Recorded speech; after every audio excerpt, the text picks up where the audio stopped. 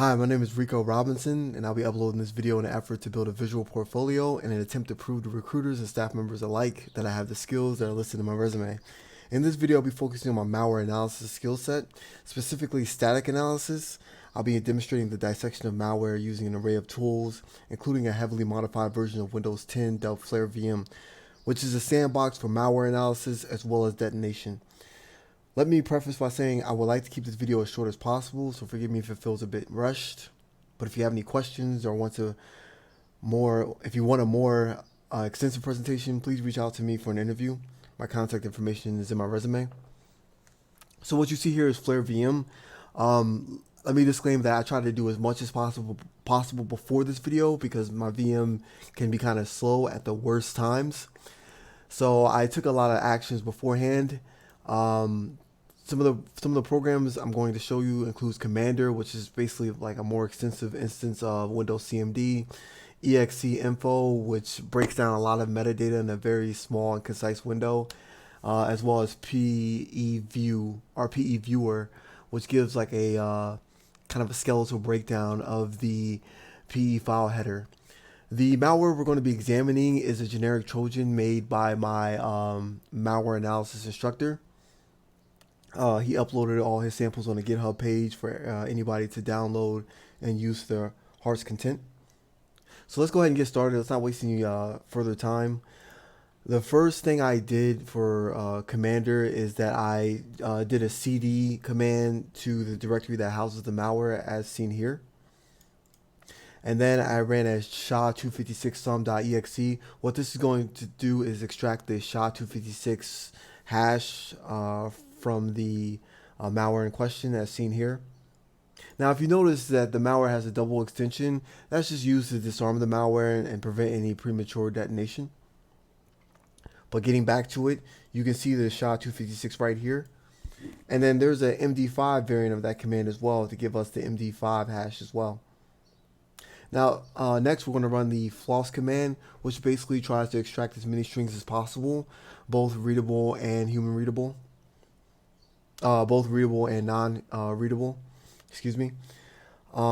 This command takes a while to run. It could take as much as 5 to 7 minutes, depending on the complexity of the malware. So I'm glad I ran it beforehand.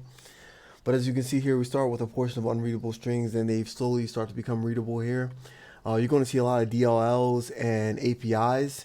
It's okay if you don't know all the DLLs and APIs, but you want to look for the ones that stand out, especially any API call that's indicative of network-like activity. Like I may have passed it, but there's one that says URL download a file.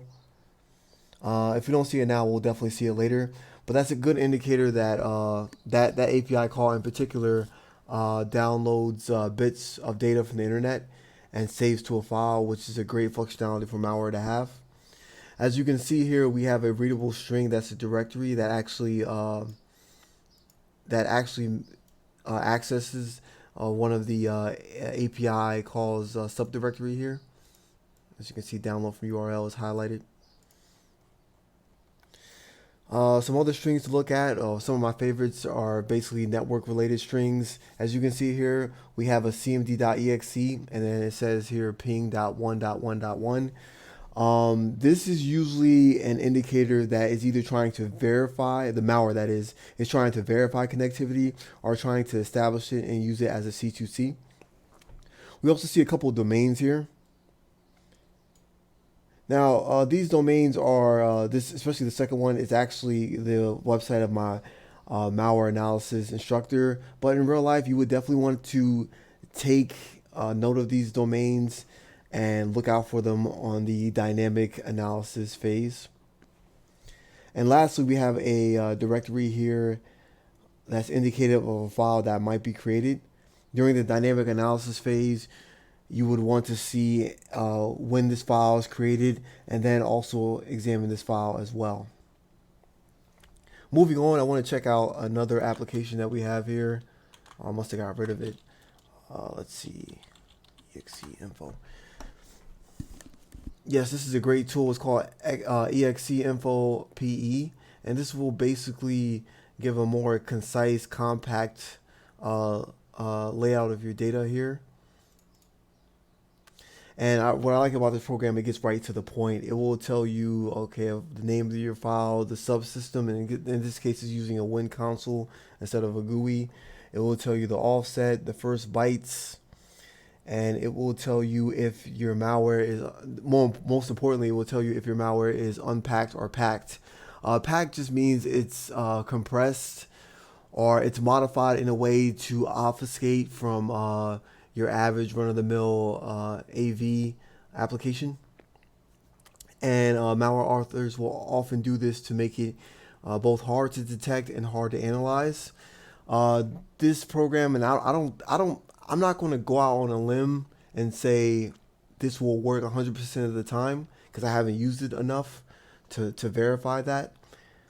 But I will say that more often than not only is it right on the money when it says the malware is packed or unpacked, exe info that is, but it will also tell you when it is packed. It will tell you the exact command to run to unpack it, which I think is fairly impressive.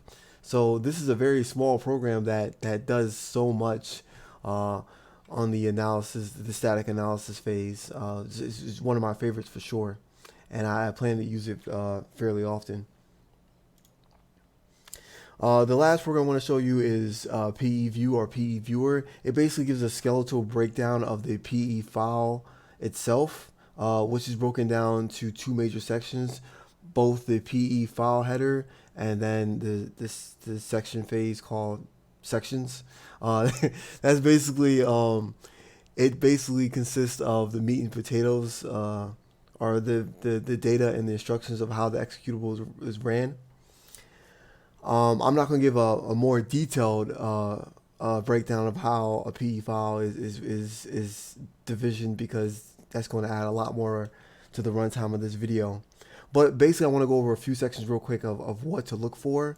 Initially, the first thing you're going to see is the section that gives you the overall picture of the PE file, and which consists of the file signature as you see here, the MZ characters that you see, and the MZ translates to 4D 5A. These first couple of bits are very important when you're analyzing a file, not just a portable executable, but any type of file, whether that be a JPEG, a PNG, a MP4. I have a bit of a forensics background, and these first 4 bytes that you see here and this little file signature here is very important when it comes to finding out what a file really is, because malicious authors will often try to obfuscate the file name. You know, they might get an exe and try to call it a PNG instead, or they might give it a double extension or so on and so forth. But at the end of the day, the hex data doesn't lie. If you can get a file into any type of hex editor, you're going to find out the truth about this file. In this case, this is a portable executable. Now, the PE header may consist of other headers such as the DOS header, the DOS stub. In particular, the DOS stub is going to contain this string right here. If you have any type of network forensics background, or if you ever use Wireshark and pass the executable over the wire, you're probably familiar with this string. This program cannot be run in DOS. This is basically the string that will be ran if you try to run a program, usually most executables, in a DOS environment. Okay, something to keep note of here. Where's it at? Let's see. Give me 1 second here. Here we go. The, what's this called? The import section header.txt. This is a great section to look at when you're looking at your malware, especially if you're suspecting that the malware you're looking at is packed. A good indicator if a malware is packed is a disparity of size between the size of the raw data and the size of the virtual size metric. You have the value, it's in hex, but you can easily convert it. And if you find a disparity between these two values, that's a good indicator that your malware is packed, and you're going to have to unpack it if you want to perform some really good analysis on that malware. The data that you get from packed malware is usually heavily obfuscated and very misleading. But if you ever wanted to actually verify the disparity between both sizes, you can easily just open up your neighborhood friendly calculator here, select hex, and then input the hex values here. So for the size of raw data, we got 1600. So we'll just type that in real quick. And you can see in decimal, that's about 5600, give or take. Virtual size is 15A1. So you just want to type that in real quick, 15A1, boom. Your data in decimal is 5500. So basically the two sizes are very close together. This is a good indicator that it's not packed. You can also use exe info and to verify that as well. A lot of the tools on here have their distinctive abilities, but there's a lot of overlap as well. But that's not necessarily a bad thing. You can use that overlap to verify some of your findings. The last section I want to look at here is import address table. This will list, I'm not going to say all of them, but at least most of your DLLs and API calls. And this is a great thing to look at, because even if you're not very proficient at API calls, what they do, how they function, and basically what they do on a lower level, API calls can be very useful because they can give you an idea of what the malware is capable of. So they may not paint the entire picture, but if you look at some of these API calls, even if you don't have a programming background, you can look at them and understand what they do, or at least get the gist of it. I can tell you right now, kernel 32 is a very common DLL, and it basically indicates that it interacts with the kernel of the OS. That's basically something that every software does. But some of these, like shell execute W, if you know you're dealing with malware, having this is very suspicious, and you definitely want to look into this further. URL download a file. We've seen this before in the floss when we were looking at Commander. But again, if you have an indication or suspicion that you're dealing with malware, this is something that you want to keep an eye on, take note of, especially in the dynamic phase. You want to look for any downloads of file or anything indicative that the malware is reaching out to a domain and is bringing in more data. So that's it for now. I want to try to keep this video short. I wish I can, go over more tools, because trust me, Flare VM has plenty of them.